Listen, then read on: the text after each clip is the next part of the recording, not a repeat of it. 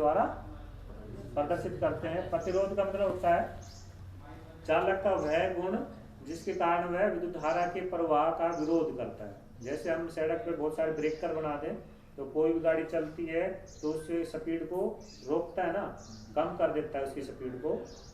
उसी प्रकार से यहाँ पे ये संकेत भी इस प्रकार से ब्रेकर टाइप में दिखाई दे रहा है। तो इसका मतलब है कि जब इलेक्ट्रॉन इसमें प्रवाह होके आ रहा है, इलेक्ट्रॉन चल रहा है, तो इलेक्ट्रॉन इसमें से गुजरेगा ना तो उसकी स्पीड क्या हो जाएगी, कम हो जाएगी। ठीक है, अर्थात ये विद्युत धारा के प्रवाह का विरोध कर रहा है, उसको चलने से रोकने की कोशिश कर रहा है। तो प्रतिरोध क्या हुआ, चालक का वह गुण जिसके कारण वह किसी विद्युत आवेश के प्रवाह का विरोध करता है, उसे हम प्रतिरोध कहते हैं। और ये प्रतिरोध हर एक चालक में होता है, किसी में ज्यादा होता है, किसी में कम होता है। जैसे चांदी में सबसे कम प्रतिरोध होता है, इसलिए विद्युत धारा सबसे अधिक प्रवाहित होती है। तांबे में इससे थोड़ा सा ज्यादा होता है लेकिन अच्छा चालक है वो भी। एल्युमिनियम भी अच्छा चालक है लेकिन तांबे से कम चालक है। लोहे में और कम विद्युत धारा प्रवाहित होती है क्योंकि उसका प्रतिरोध और भी अधिक है। अर्थात जिस पदार्थ का जितना अधिक प्रतिरोध होगा उतना ही उसमें से विद्युत धारा कम प्रवाहित होगी। समझ गए। अब ये एक सर्किट बनाया हमने कोई, यहाँ पे एक ही प्रतिरोध जोड़ दिया बीच में, ठीक है, या और यहाँ पे बल्ब भी जोड़ सकते हैं हम यहाँ पे इस प्रकार से।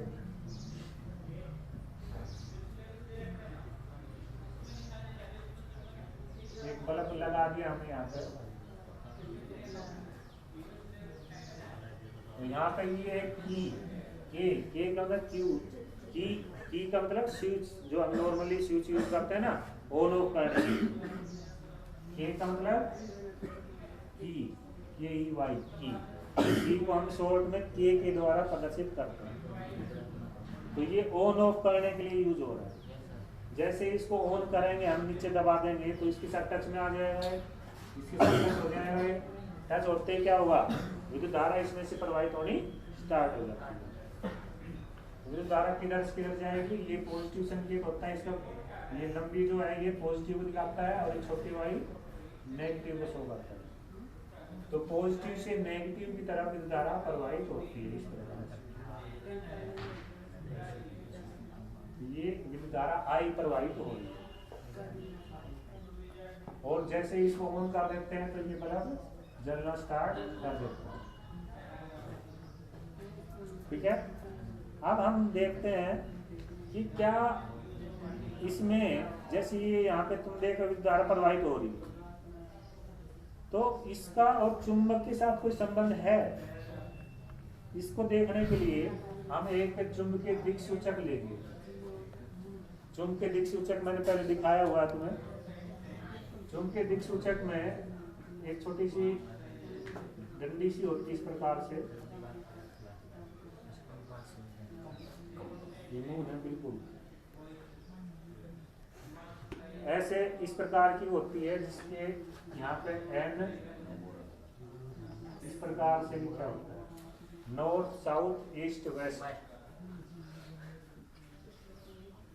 तो ये तुम्हें पता है जब भी इसको चुंबक के पास लेके जाते हैं हम, तो ये सुई जो है ये विक्षेपित हो जाती है, हिल जाती है, चुंबक की तरफ मुड़ जाती है। ये लोहे के पास ले जाएंगे तो लोहे के पास भी मुड़ जाती है। ठीक है, तो इसका मतलब ये चुंबकीय पदार्थ की पहचान करने के लिए प्रयोग की जा सकती है। तो इस चुंबकीय दिक्सूचक को, ये क्या है, चुंबकीय दिक्सूचक, कंपास, मैग्नेटिक कंपास भी बोलते हैं, मैग्नेटिक कंपास। तो यहाँ पे मान लो हम इसको यहाँ पे लेके आए,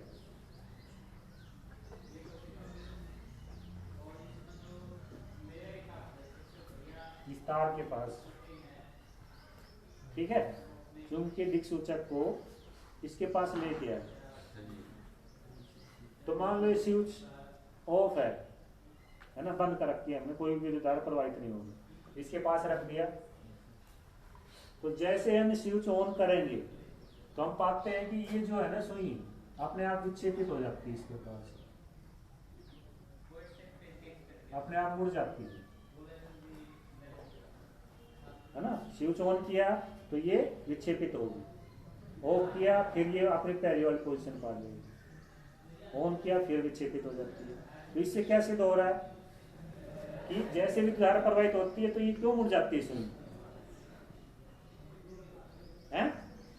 इसका मतलब क्या है, क्या निष्कर्ष निकालते हो? इसका मतलब है कि ये चुंबकीय दिक्सूचक कब मुड़ती है, जब इसके पास कोई चुंबक आए, चुंबकीय क्षेत्र हो तभी ये विक्षेपित होती है, ठीक है ना। और यहाँ पे जैसे ऑन करने के बाद ये चुंबकीय दिक्सूचक विक्षेपित हो रहा है, इससे सिद्ध हो रहा है कि इस तार में से जैसे विद्युत धारा प्रवाहित होती है तो साथ में चुंबकीय क्षेत्र भी उत्पन्न हो रहा है।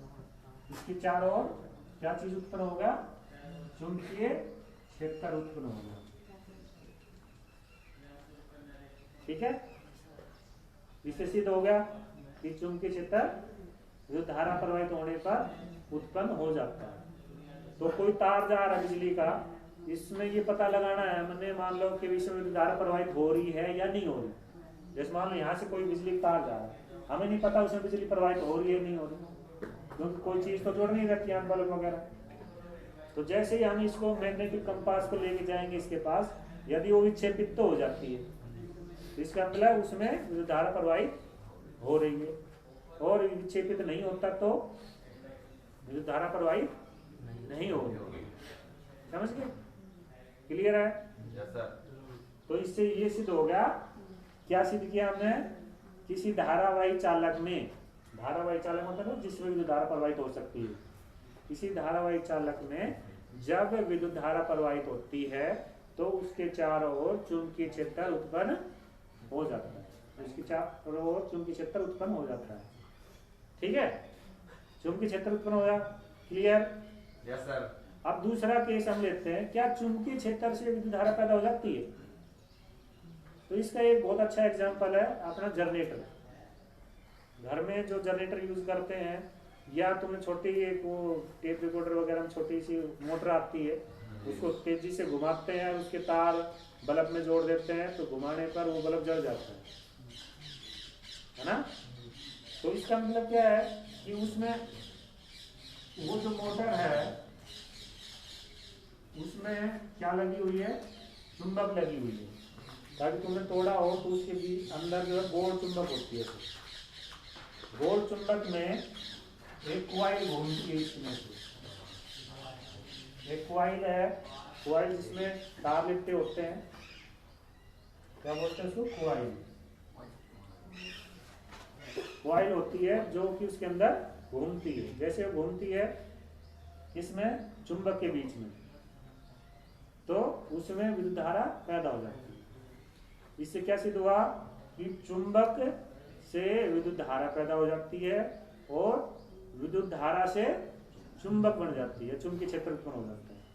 इलेक्ट्रिक बेल है, घंटी बजाते हैं ना, तो घंटी में वो घंटी है और साथ में यहाँ पे इस प्रकार के एक हथौड़ा सा होता है जो टकराता है, तो उसको खींचने के लिए चुंबक लगी होती है, कैसी, विद्युत चुंबक, ऐसी नॉर्मल चुंबक नहीं। तो जैसे उसमें विद्युत आती है, बिजली आती है, तो वो जो है क्या बन जाती है, चुंबक बन जाती है। चुंबक बनते ही वो हथेड़ों को अपनी तरफ खींचती है और वो इससे टकराता है, टकराते ही उससे आवाज आती है, ठीक है। तो विद्युत धारा क्या पैदा कर दी, चुंबक अर्थात विद्युत चुंबक। तो विद्युत धारा से क्या बन गई, चुंबक बन गई, और चुंबक से विद्युत धारा बन गई। तो इसका मतलब ये आपस में क्या है, संबंधित है। समझ गए? क्लियर है? याद हो गया तुम्हें इतना? कोई प्रश्न है तो पूछ लो अभी इसके बारे में।